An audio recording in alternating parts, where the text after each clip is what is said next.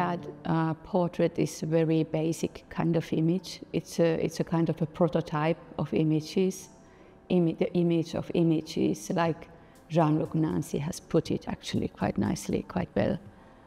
And because of that, it can be used to investigate the nature of the image. And I think that's why I used portraiture. It was not about making portraits, it was about making images of images. So there is something which is not in the picture, and it's always like that. A photograph is out of the context. It only can capture the surfaces of things. So in a way, it's very superficial. It's only like surfaces that you can take. But it's also very crucial that you have that kind of an image that dislocates these likenesses, these semblances. It kind of transfers them from one place, one time to another. And it also shows us how our time is passing by. So we can never come back to a moment that was already gone. And it's also kind of like painful as an image in that way. These reversed portraits, they came first. I started them almost 30 years ago. I was pondering this question of photography at that time. And then I was listening a lecture, and there were people who were like sitting in front of me, and I saw their like backs. And I thought how interesting that I actually don't know anything about them. And they looked like almost like animals because of their, like their hair.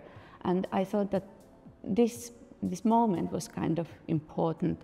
And then I thought I want to try to take pictures of this in this way. And I asked and invited people to be shot in my studio.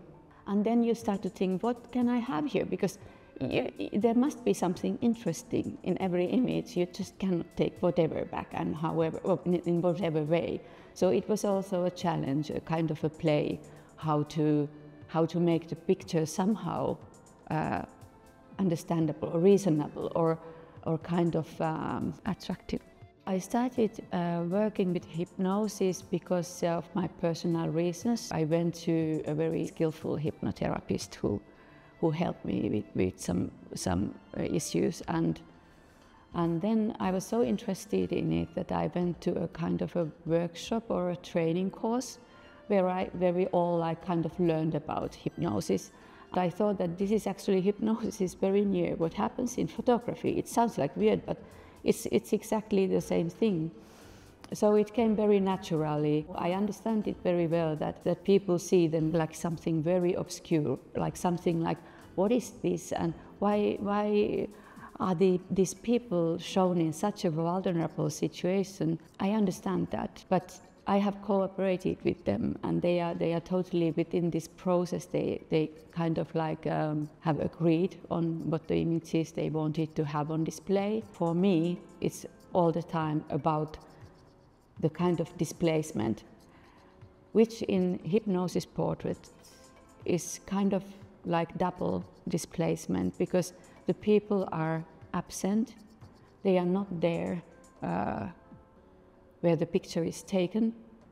On the other hand, in a photograph, it's always like kind of about the absence, because the moment is gone. So it's a double thing there. I think that it could be called conceptual in a way, my approach. But for people who come to see, they may think that, well, this is about hypnosis. Actually, I thought that it was quite a good way to get rid of the posing, the problem of the posing, because the posing is the problem in portraiture. It's the thing that you cannot avoid in a way. And hypnosis made it like disappear. It's about the limitations of representation. But on the other hand, what is not there is so very important that actually in a photograph it's limited in a way. But instead it gives something so important. It gives it's a picture of the time. It's the picture of the moment. It's the picture of the displacement. And that's something so like kind of touching for me. I think that in every photograph, and I only have tried to kind of highlight it in a way.